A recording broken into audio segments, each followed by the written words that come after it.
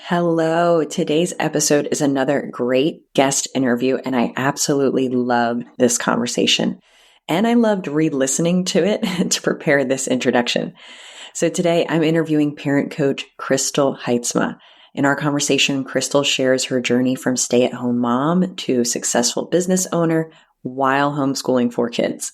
We dive into the powerful concept of reparenting and how it transforms not only how we parent, but also how we approach our business.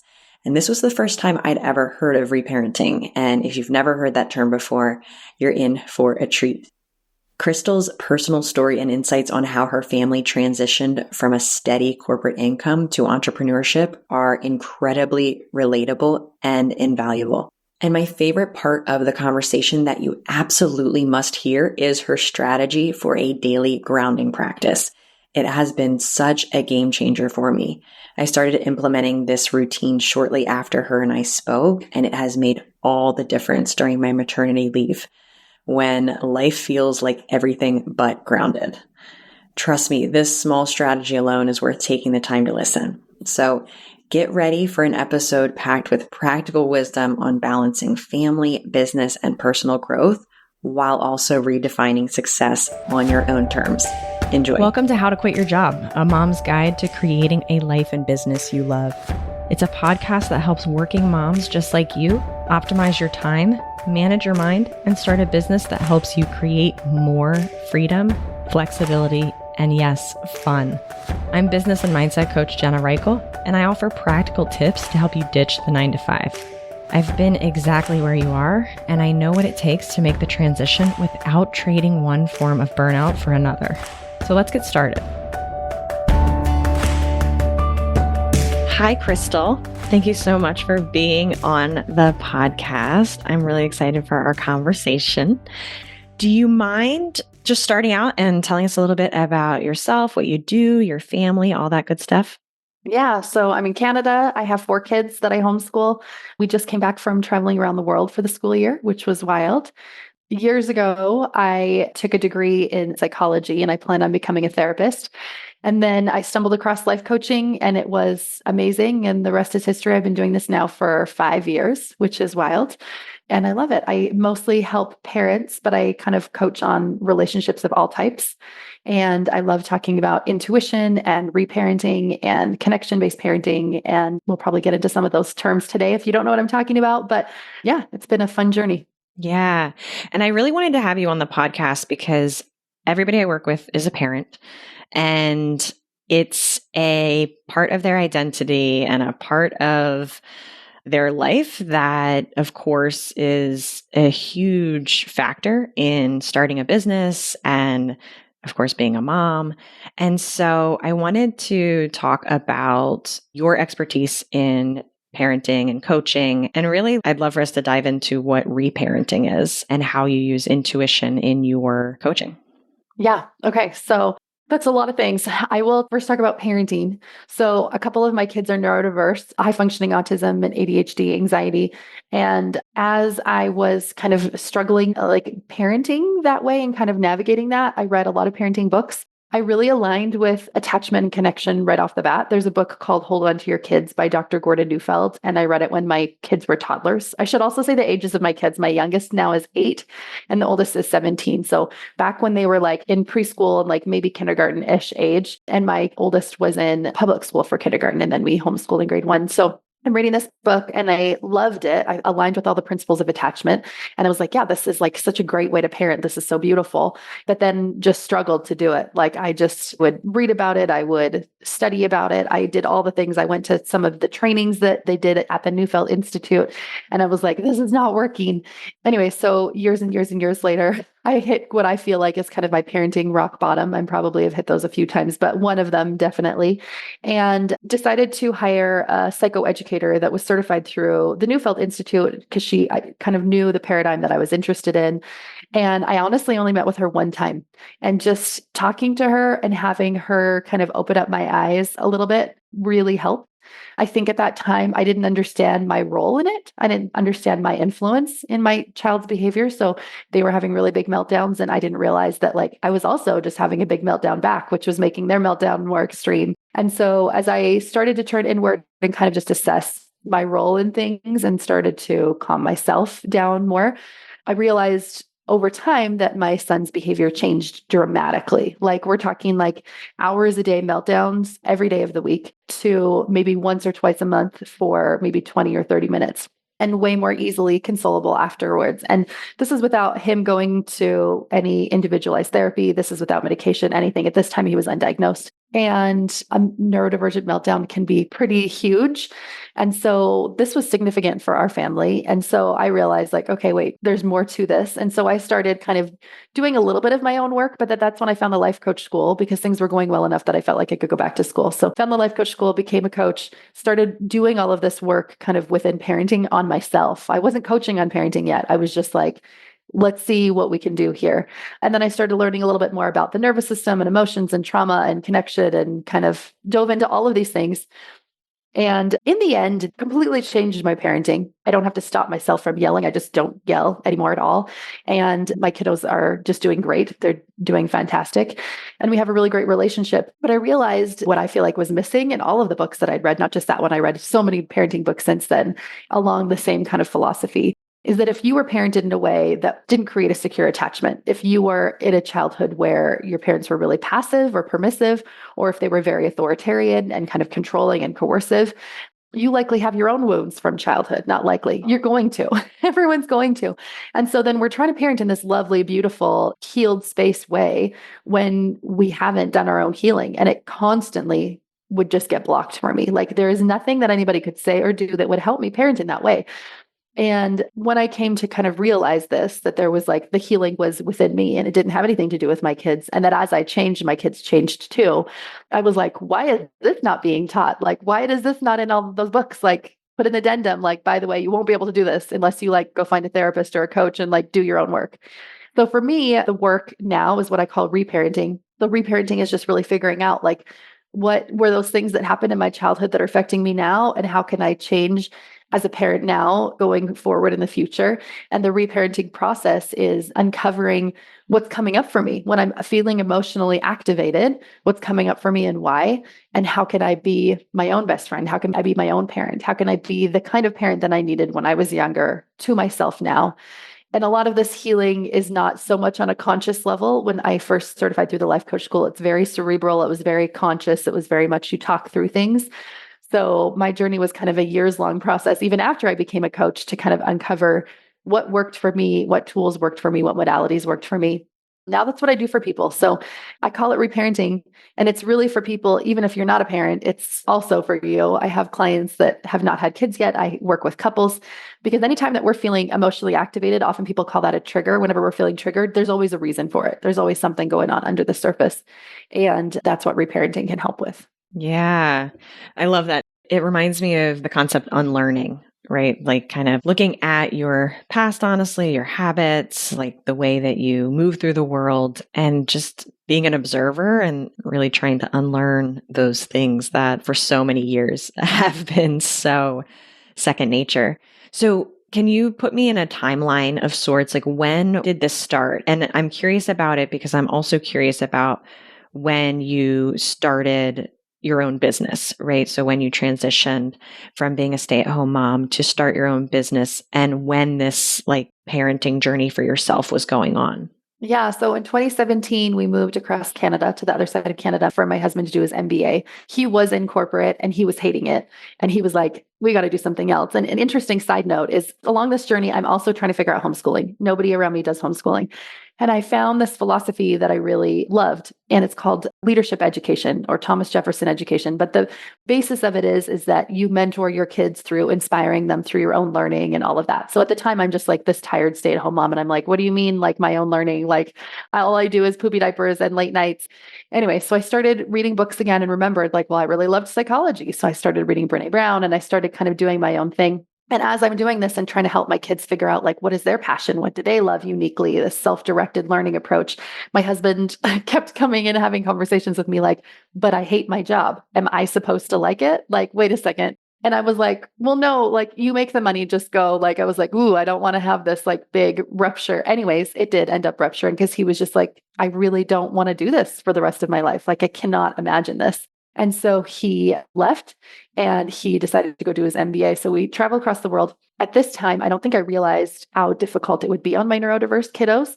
And it was a huge shift for them. And even though they were excited about it consciously and they would be like, yeah, we're like happy to go, like it really got worse. Their behaviors really got worse, especially this one kiddo. He was 9 at the time. So this is in 2017. So we move across the country. We're living in a place where not only do we not speak the language in the area that we were living in, but we don't know anybody, have no support. We're so far away from our family. Like Canada's really big. We're like on the opposite side. Anyways, that's kind of when this whole process started happening for me when my kid was about 9.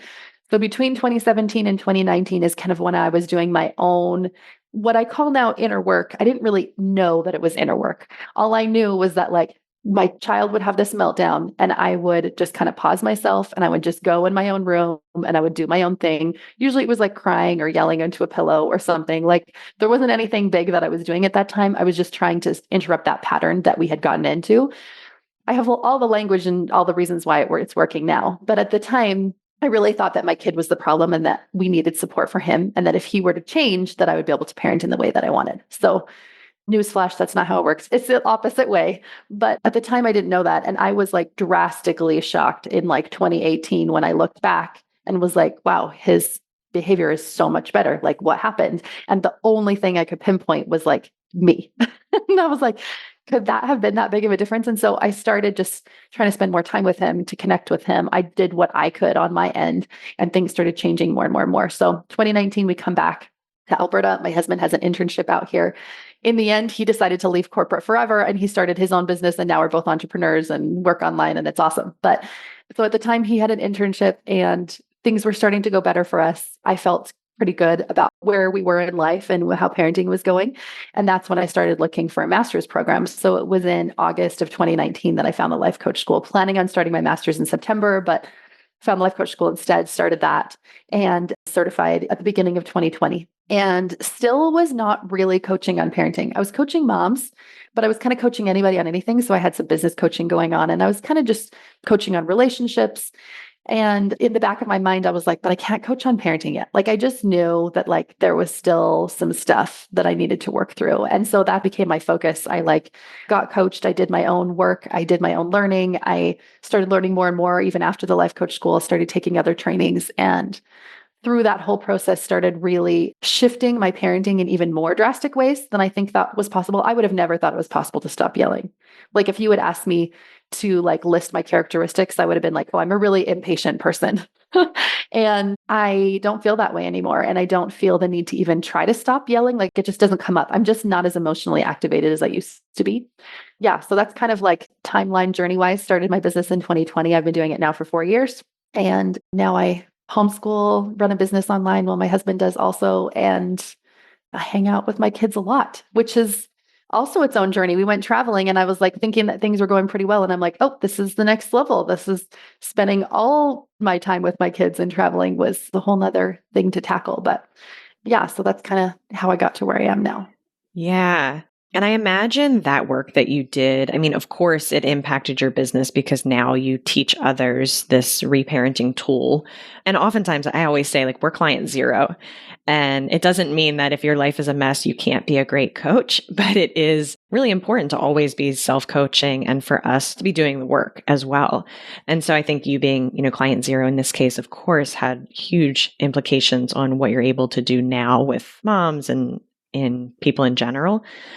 But I also imagine that you doing the work and you getting to a place in your household where you also just aren't so emotionally triggered and exhausted all the time from that has a huge impact on being able to do everything that you do today, right? Like, I wonder, what is your experience with the positive effects of reparenting and time and energy in general? Hey, moms. Just jumping in real quick. If what I'm sharing resonates with you and you're ready to make real changes in your life, I'd love to support you. Through my one-on-one coaching program, I help moms just like you create the strategy and accountability needed to build a business and life you love. Ready to explore what's possible? The link to apply for a free strategy session is in the show notes. And if you're not quite ready for coaching, please join our free Mom Entrepreneur Circle, a community of moms who get it. All the links are waiting for you in the show notes. Go to jenna.coach/episode number to check it out. Now, let's get back to today's episode. Yeah, I think it's made a difference in every area of my life, like every relationship, everything. And I do think like the coaching tools work to help anybody, and everything can help for sure. But I also have seen this over and over again that you can't take people to the depths that you haven't been to. And it doesn't matter if you're a therapist, if you're a coach, or if you're a counselor. I've coached a lot of therapists. I often get clients that are therapists and haven't really done their own work yet. They feel called to get into mental health, so they do, but they haven't really been their own client zero yet. And so that's the work that we do. And I really think that the depth that I was able to get to in parenting allowed myself to be able to help people in the deep way that I am, because it was hard. It was deep. It was, really difficult. I have a client who has, I can't remember if she has 6 or 8 kids, and like 4 or 5 of them are neurodiverse and have been diagnosed with high functioning autism. And as we coached together, she found out that she also had it. Just the difficulty, the parenting difficulty that they were going through that was so intense. And I just thought, I remember as I was working with her, and I was like, I would have never been able to relate to this. I would have never been able to help her in the way that I can. So even though back then I wished that, I didn't have to go through what I went through like we all do, I do feel like it really helped me in the future. So as I kind of figured out parenting over in this sphere, there was a few things that I noticed. One is just overall calm, like calm within my household. My household's just not as like skitsy everywhere. Like, I mean, that still happens for sure, but it's just not as disruptive in a way that's like negative. Like there's like some happy disruptions and stuff, but I would say the number one thing is probably that was like a shock to me was sibling conflict. I had no idea that there was influence I had within that energetically, that as my energy shifted, that it just diffused things. And so it's not that there's no conflict at all, but the conflicts are very small. They just fizzle out within a couple of minutes. There's never name calling. There's never huge hours long arguments or people being mad at each other for days, like it was in my childhood home. Like it was continuously all the time, just the most wild. And I often look back on that because I'll just like get annoyed at some little thing that happens. And then I'm like, oh, wait a second. This is like not even a big deal at all. This is the tiniest little thing. So I think that was a shock for me because it wasn't something I worked on. I was working on myself and I was helping, trying to heal my relationship with myself and with my kids. So I thought that was interesting that that came about. But as far as like not being exhausted anymore, I think that I just take care of myself better. I think that reparenting is understanding what I need and giving myself my needs. And so I just know like daily I have this like morning practice, and like it's just like taking a morning pill. Like I have to do that every single day. And I might be able to shorten it a little bit on some days, but like that is just a necessity. And then I have to take even more of that morning pill practice if things are more difficult.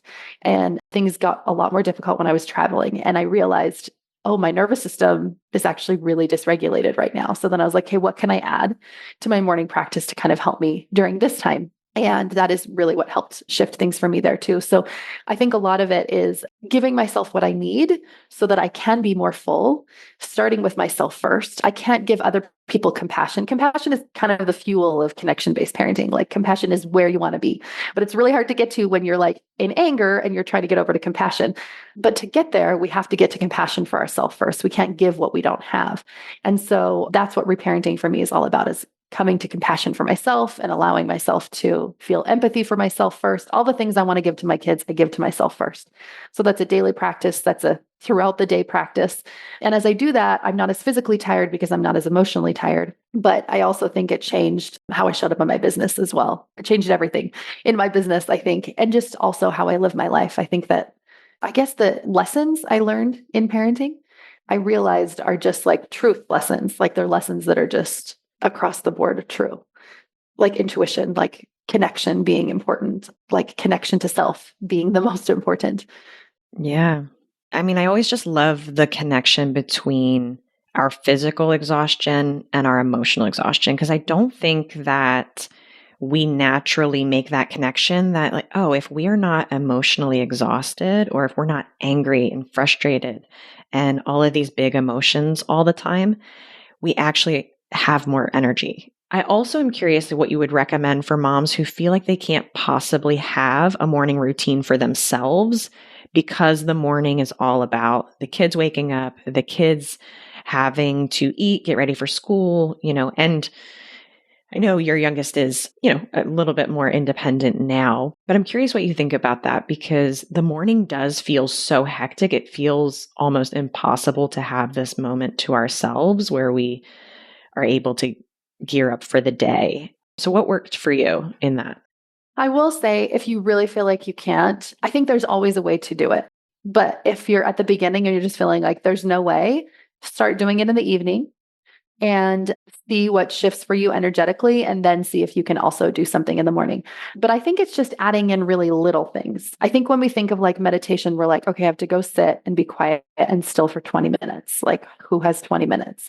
I meditate for like, sometimes it's 30 seconds. Like in the morning, I probably never meditate for more than 2 minutes. Every once in a while, I'll do like a longer meditation, but that is uncommon. And so my meditative practice is usually just breathing in through my nose, exhaling twice as long out through my mouth, focusing on my breath, releasing my thoughts. They're going to come in and I just let them release. They're going to come in and I just let them release. Sometimes I'll think of like an intention for that day. So maybe I'll think about like, oh, I want to feel full, or I want to feel connected. I want to feel expansive. What would that feel like in my body? And then in my breath, I focus on expanding that feeling in my body and just kind of spreading it out and imagining what that would feel like so that I can bring that energy into the day. So that literally takes 2 minutes. So like you can lock yourself in the bathroom, right? And you can like be like, I'm going to take 5 minutes for myself here and I'm going to do this.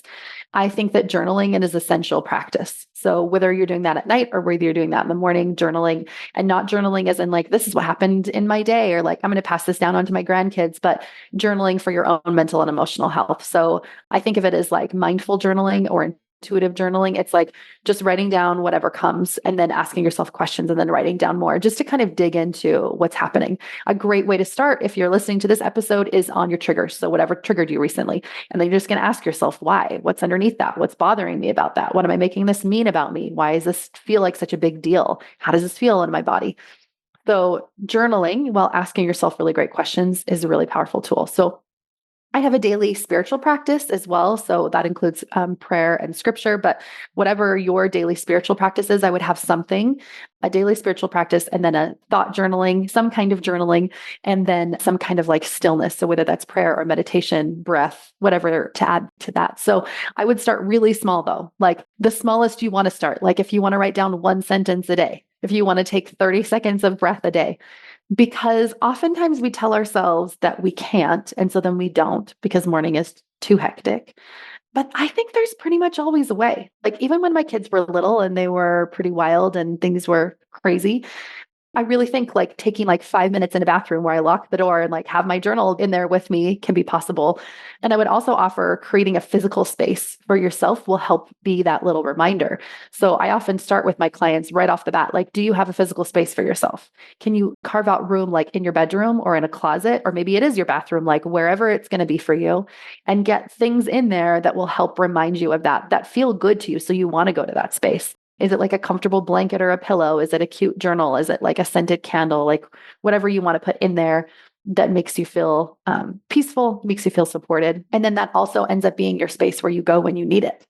Like you go back there because you're like, oh, I'm having a hard time like throughout the day, and you can head back there. So I would say just start in the evenings if you need to, or start really, really small, the smallest that you can imagine. I was amazed at how 1 minute a day of meditation over the weeks changed my nervous system so that I was just naturally feeling more patient and more calm and more relaxed. And I only noticed when I stopped doing it. And I was like, why am I so grumpy today? And then I was like, oh, okay, wait a second. There's that. And I'll also mention, because moms are your audience here, is cycle tracking. So you're going to feel differently at different times in your cycle, and that's going to be a huge thing. So just noticing what emotions are coming up for me at different times of the month and what do I need. Because for me, about 5 days before my period, I just want to burn the whole world down and quit everything in my life. And so now I just know, like, okay, I'm going to feel that way. I also get insomnia like on the dot 5 days before. And so knowing yourself can be a really helpful tool also, so that you're not like, why am I feeling so bad? You're like, oh, wait a second. Like, I know, I know what's going on here. Yeah. So there's a couple little tips. Love that. And actually, I did a whole episode 10 on cycle syncing and how that can impact your business, right? And like what to do and what to work on when, because it changed my life. I talk about this in the episode, but I was firmly angry at the world that I was in my mid 30s learning about the other phases of the cycle, which are huge. I'm right there with you. I feel like it changed business for sure. So go listen to that episode and you can hear more about it. It really will help you. Yes. I want to go back to the transitioning your family from the steady corporate paycheck and stay-at-home mom to two entrepreneurs, because I think that's fascinating. So talk to me about that transition for you and your husband and your family. I mean, I'm supporting moms to be the ones leaving corporate, of course, and, husbands or partners or are doing different things, of course, but there's always this leaning towards the safety or perceived safety of that steady paycheck. And I just had a guest on recently, Jermaine Foley, who talked about one of the mindset shifts of entrepreneurs being that, you kind of have to be ready for inconsistent income. That doesn't mean it's going to be less than corporate, but it is generally cyclical and inconsistent at times. So talk to me about that experience. Oh my goodness. It's so hard. if your husband can stay in corporate while you leave, you'll feel way better. So when this was first happening, I first went to school. His internship hadn't even started. So we were both like, is this a good idea? I don't know. And the only reason I even was able to do it is because he had student line of credit left that he hadn't used for his MBA. That was almost exactly the amount that I needed to go to school. And so we decided to bite the bullet and do it, even though I was super nervous about it. And at the time, I wasn't super intuitive yet. I think I have always been, but didn't really know what intuition was. But I just felt this like deep knowing that it was for me, but I was still so scared that I was like, I can't do this. But my husband basically was like, you can get paid to do something that you already like essentially do. Like, no. You have to do this. Like, it's so up your alley. So I did. And then he, is in his internship program. So for that whole year, I was not taking money out of my business. So I was working and I was putting money back in. I was investing in coaching programs. I was investing in software, like things that I would need. And I just didn't really care that much. I'm like, okay, whatever. Like, I don't need this money. This is just something that I'm going to slowly build. Because I've always wanted to travel the world and homeschool. It's a weird thing to probably want to do, but I've always wanted to do it. And I've never known how that would work because he had a corporate 9 to 5 job and was like, no. And I was like, but I want to do this. And he's like, it's impossible. Anyways, so I kept it in the back of my mind as always this like, one day we will do this. So he comes to me and he's like, throughout that year, friends had been coming to me to ask who'd been doing all of my tech stuff. So I had a really beautiful website. I created a whole bunch of digital courses with everything, videos and PDFs and all the things. People keep asking me who's doing my stuff. And I'm like, oh, my husband's doing it. So he works with a platform called Kajabi. He only does it with them. And so anybody who was friends with me was reaching out to him to get his help doing their stuff. So over the course of the year, he has this kind of like thriving side business. He's like interning from 9 to 5. He's coming home. He's waking up in the morning at like 6 to work on these client projects. He's doing it in the evenings. And by the end of the year, he's like kind of getting burnt out because he's like so busy, but he's also like, I have a lot of clients over here. Like, this might actually be like a feasible thing. I was more nervous, I think, than he was. He was like, this is really the only way that we could like travel and homeschool, like if we're both working online. And I was like, yeah, but what about our steady income? And up until that point, I hadn't had to really worry about it. So even though it was low, we still knew how much we were going to make every month. And I still hadn't had to dip into the money that was coming in from my business. And so he said, like, essentially all of our money is going to have to be from you for the first while until we figure this out. And I immediately just felt so much heaviness. And I was like, whoa, I've never felt this way before. It didn't occur to me that somebody who's like the main breadwinner in the family would have so much pressure on them. I'm sure you feel this in corporate also, but I felt this way, like, how am I going to afford to pay our bills, our mortgage, all the things? Anyways, so we did it, even though it was really scary. And we asked my parents if we could come and stay with them for the summer. This was just at the end of COVID, kind of was in 2021. Anyways, maybe it was still during COVID. And we hadn't really seen my parents at all. And so we were just like, we'll move into the basement. We'll live there for the summer. If by the end of the summer it's going well, then we'll like go travel. By the end of the summer, he had enough clients and I was working and things were going pretty well. But that transition was really tough for me. I had to do a lot of my own coaching, a lot of my own work, because again, I feel like for me, it was dysregulating on my nervous system. Like it was more than just like I had to do thought work. Like I was feeling really dysregulated, knowing that like, what if I don't make enough next month? Or like, is there enough now? And we started a corporation. So that helped because then we were like, well, we'll just pay ourselves the same amount every month. And it was a pretty low amount that we started with, but then it at least felt stable. So even if I had a big month, I didn't take out more money that month. And we've consistently done that. So that helped a little bit. But I think a lot of it was just kind of regulating my nervous system and just trusting that like, if I was called to do this, if this felt like the right thing for me and it felt so strongly like the right thing for him, like then there was going to be a way to figure it out. Like we would figure it out. Even if we had to live in our parents' basement, like we would figure it out, which is a totally new ballgame when you have like 4 kids and they're not little. But yeah, we moved out by the end of that summer and started traveling and we've been doing it since then. I think it's like one of the biggest exercises in trusting that like if there's an inner knowing that's telling me that this is the path for me, that there will be a way. And I also was totally fine with like, if we need to go get a part-time job to like figure this out, like at the same time or whatever, like I'm not against that either. Like whatever we need to do to make this work, but that we will figure it out. Yeah, I love that. It's so important and so hard to have that trust when it feels impossible. So many times. I know I had that same knowing of like, this is what I should be doing. And should kind of we use against ourselves sometimes, but it was a good should, right? It's like, no, Jenna, like you need to leave corporate. You felt called to do it. Absolutely. And like there's just a feeling of assurance, and then your brain kicks in and is like, oh no, this isn't going to work. What if you fail? What if you have to sell your house? What if you have to do all these things, right?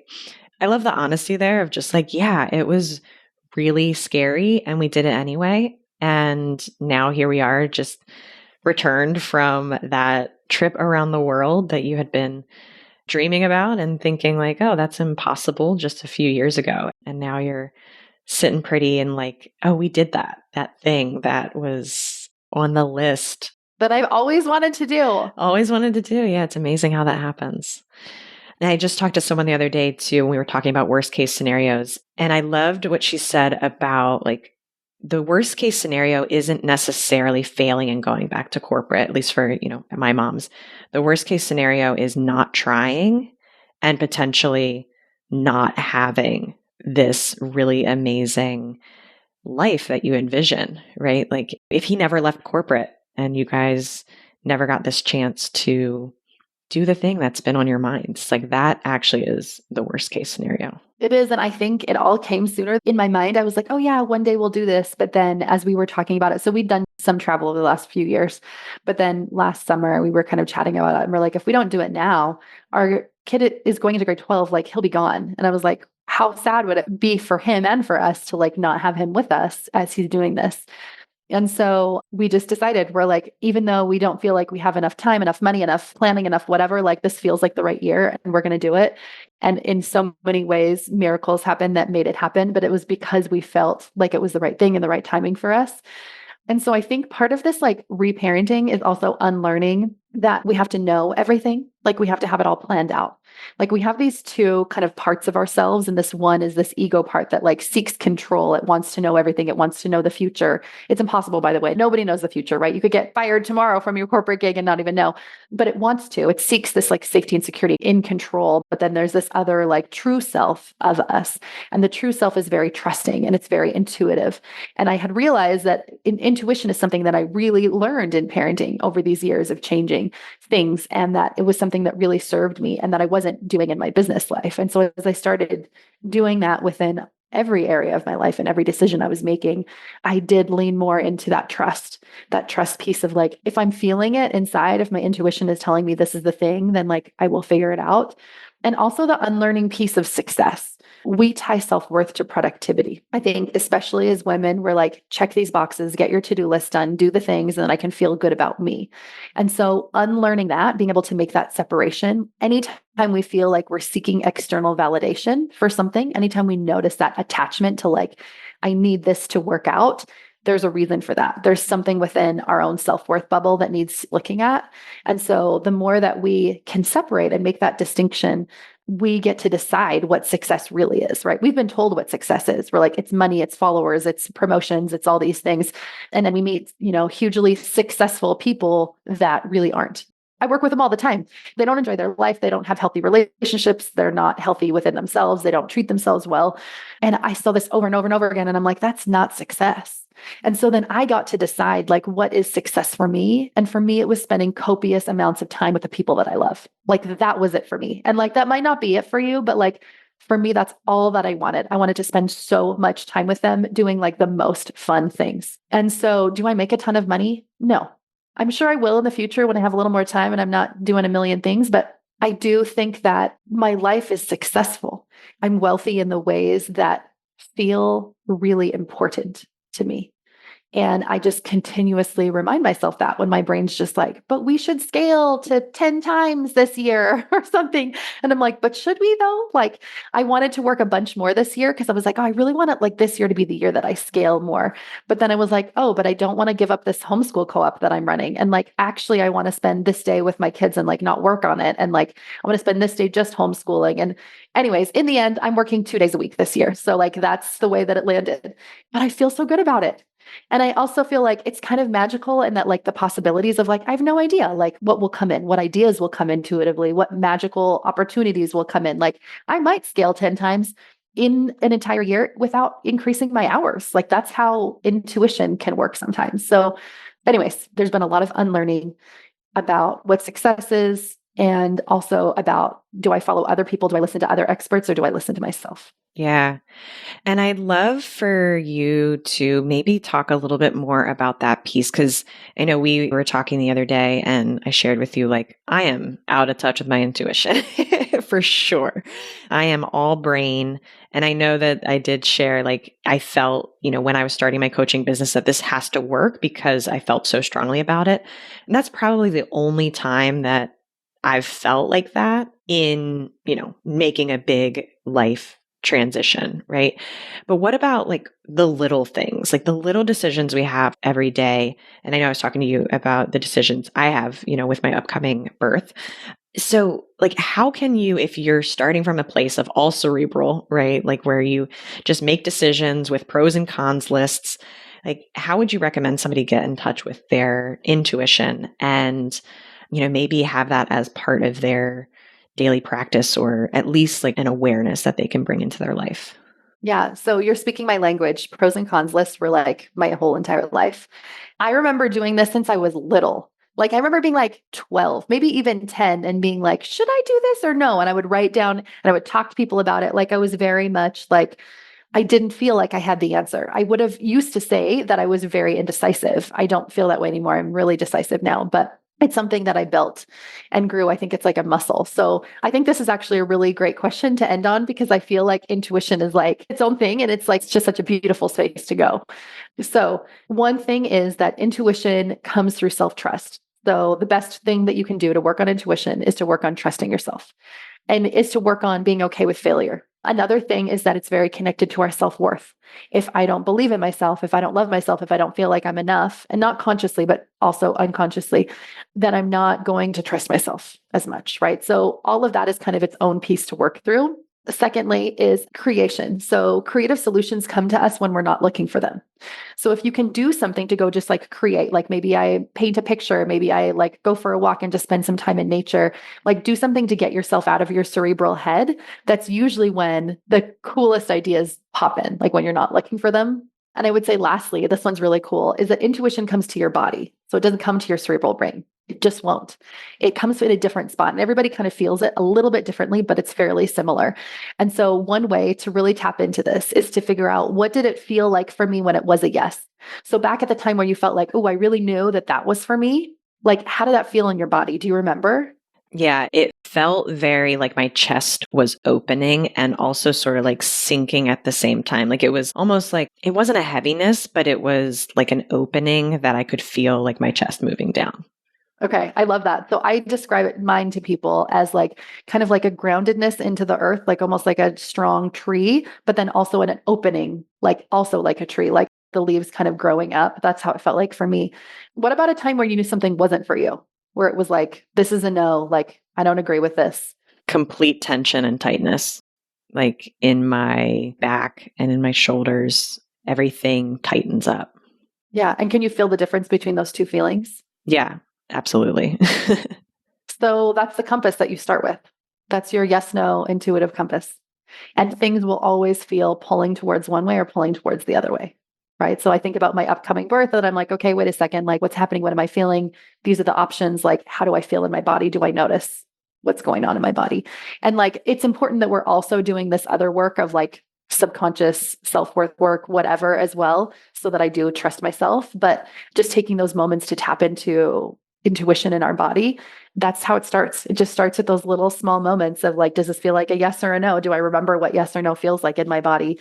And tapping into that. Yeah, I love that. And I can see totally how it's all about trusting yourself. Because I think even when I was even doing some of the practices that you recommended last time we chatted, I was like, well, is this just me wanting this, or is this actually what I should do? Right. And so I recognize, when you say that trusting ourselves is such a big part of it, that's a piece of it, like trusting what's happening in my body. Not that I'm trying to create any one thing or the other, but it really is that I trust myself to know what's best for me and my kiddos and all of that.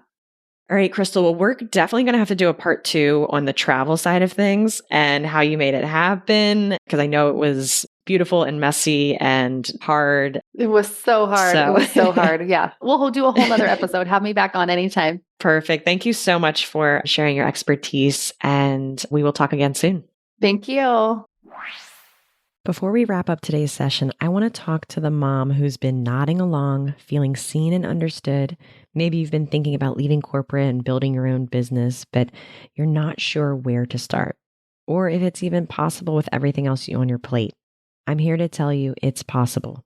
I've helped moms go from a vague business idea to replacing their corporate income, and I've supported others in discovering their passion and signing their first client, all while balancing working in corporate and balancing family. My one-on-one coaching program is intimate support and helps you develop the strategy and accountability you need to move your business forward. As a mom myself, I understand the unique challenges we face in prioritizing our own needs. And that's exactly why I specialize in working with moms just like you. If you're ready to explore what's possible, there's a link in the show notes to apply for a free strategy session. This isn't a pushy sales call. It's a genuine conversation to see if we're a good fit for each other.